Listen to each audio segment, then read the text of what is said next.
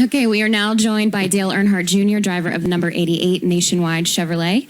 Dale has a Martinsville driver rating of 99.4, which makes this his best track on the schedule. But before we take questions, Dale, you have a program going on through the Dale Earnhardt Jr. Foundation that kicks off this weekend. Can you tell us a little bit about that? Yeah, we're working with a Nationwide Children's Hospital to raise money for the hospital.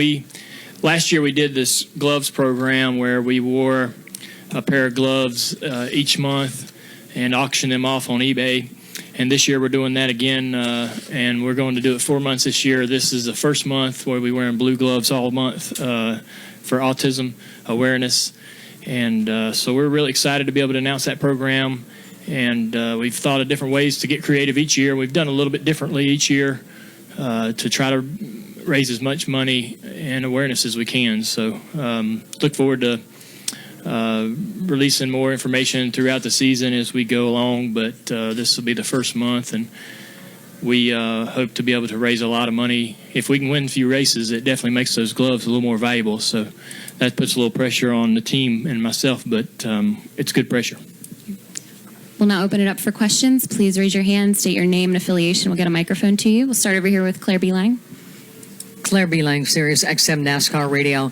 Dale, why do you think this is your best track? You know, people would assume it was a restrictor plate track or something, and when you hear that, it almost doesn't even make sense, but it is. Why do you think you're so good here? I don't know. I didn't know it was my best, but I love the short tracks. You know, for a long time there,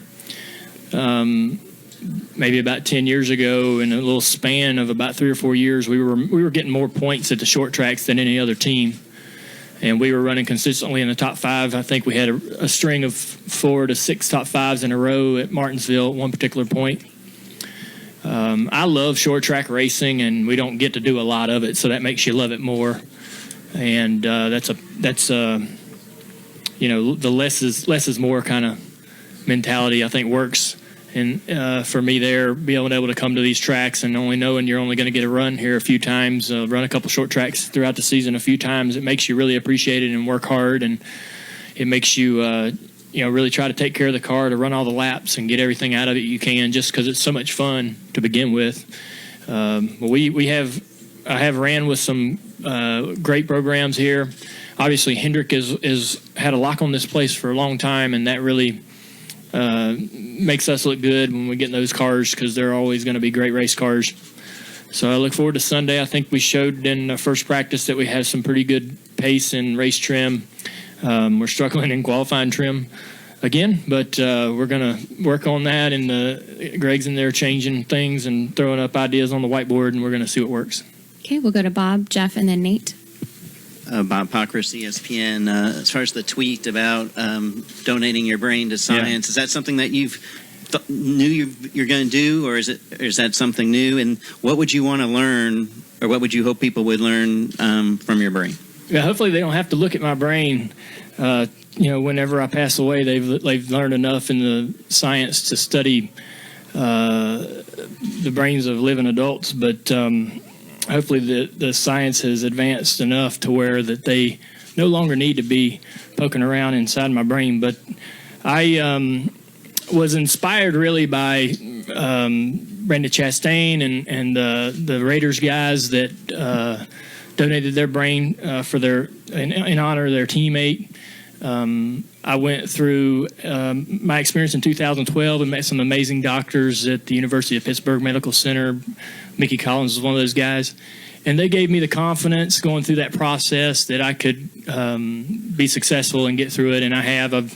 I've been healthy and successful, and I learned a ton. I may be even a better race car driver today. And I'm definitely getting the results on the track that I've always wanted. So I will be donating my brain, or pledging my brain is what they like to say, to the Concussion Legacy Foundation, and they are in partnership with Boston University, where the brain bank is. And so that's and it's something that I was a donor already for many years, as my driver's license would attest, and so it seemed like a reasonable thing to do for me. So anything that I can do to help others.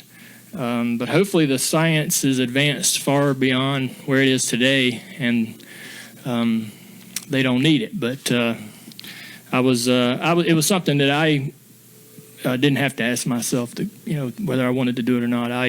Going through that process in 2012, I learned so much and have so much respect for the work that those doctors are doing, and really was inspired by some of the athletes that have pledged their brains before me.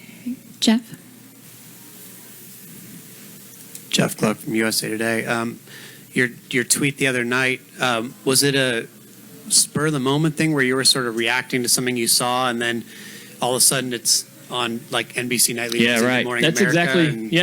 I saw a story. We obviously had the week off, and I was just sitting around reading Twitter and saw that story about the Raiders donating their brain, and I just thought that was amazing that those guys did that in honor of their teammate. So, and I read where Brandy had done that maybe a month ago, and so that just was really inspiring. And I saw someone mention, I don't even know what the context of the tweet I was responding to was, but I just felt that I probably should have. Mike Davis would prefer me to have done that in more, put together fashion where we could have put together a release or whatever. But I just was in the moment of conversation, and that's sometimes the comfort that you find yourself in on Twitter sometimes, and I didn't expect it to turn into the story it did. But by all means, if it raises more awareness and inspires people to donate their brains and pledge their brains, they don't need just athletes. They need everybody. So I'm going to give up all the organs that are worth anything when it's over with, so they can have it all. Okay. Nate? After that point, then did you figure out where it would go? Yeah.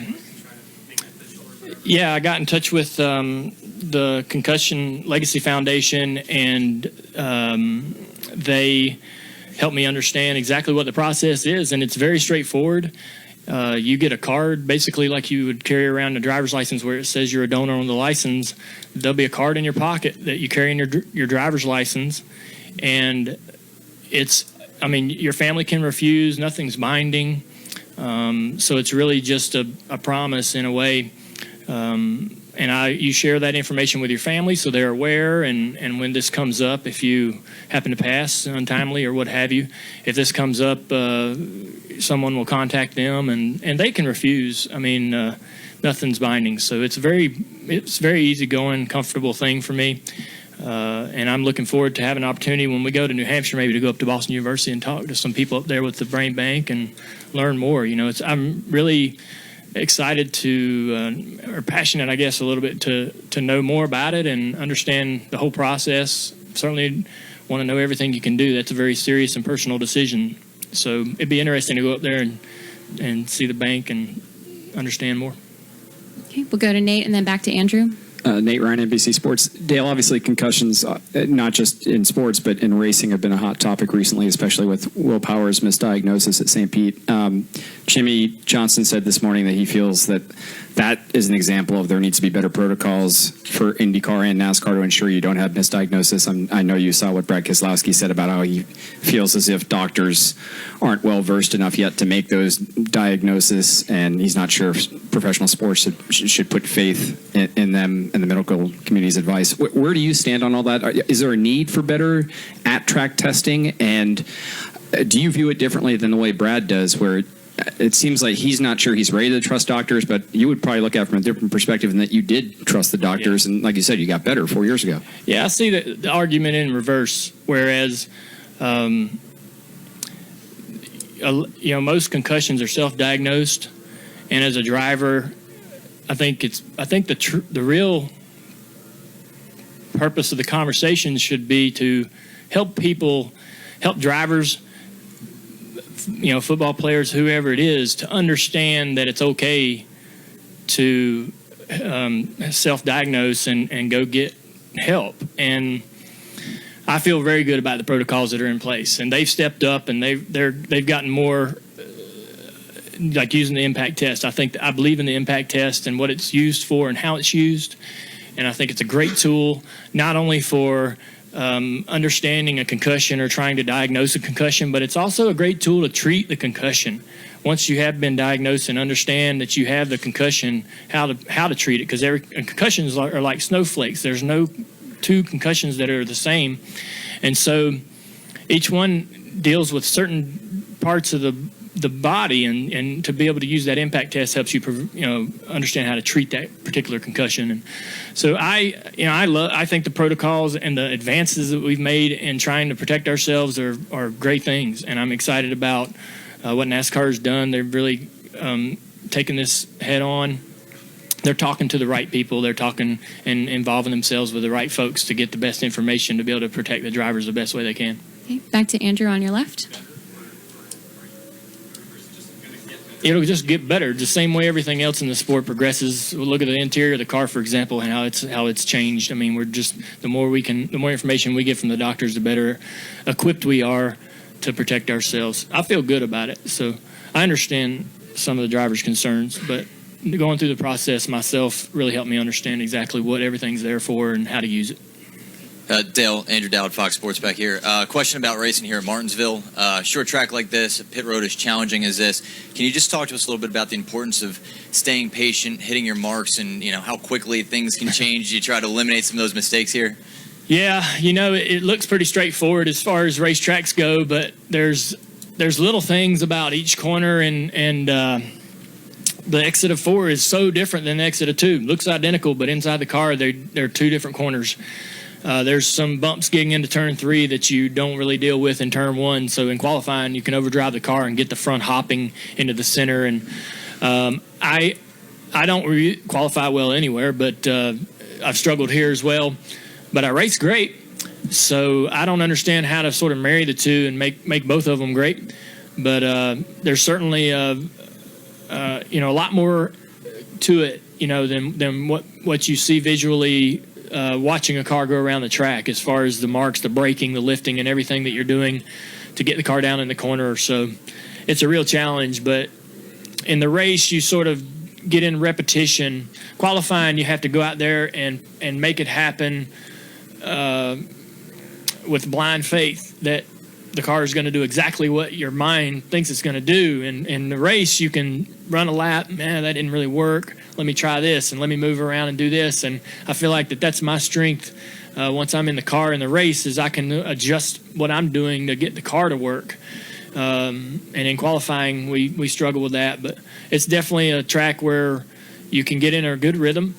But, yeah, if you don't focus on marks and what you're doing, you can certainly get yourself in trouble and very inconsistent. And guys are all around you. You don't get a break here. So if somebody gets a nose under you, you can get trained and lose several spots over the next few laps. Okay, we've got time for just one more question. Hank? Hank Kurz with AP. Dale, how much do you hope that your kind of celebrity status, and you've obviously looked into this brain stuff a lot more than most people do. They just want to be told you can play, you can't play. How much do you hope that your announcement that you're going to do this kind of inspires other people to do it? That would be awesome if it inspires other people to do it. Even, I've talked with people within my own family, and they've been inspired to learn more. So that's a good feeling, and I think that's the sort of benefit that the Concussion Legacy Foundation is looking for when someone with some notoriety makes that sort of decision. So hopefully it does a lot of good. It's very uncomfortable for me to be in that sort of light in any shape or form. Anytime I get a little too much attention, I get a little nervous. But I want to do the right thing, and having gone through that experience in 2012, I've been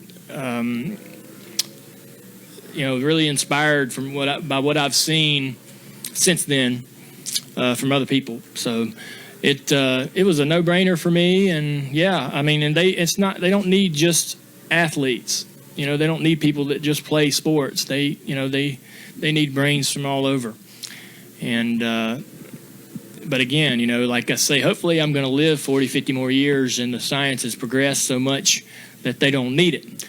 But if they do, it's there. Great. Dale, thank you so much for your time. Good luck this weekend.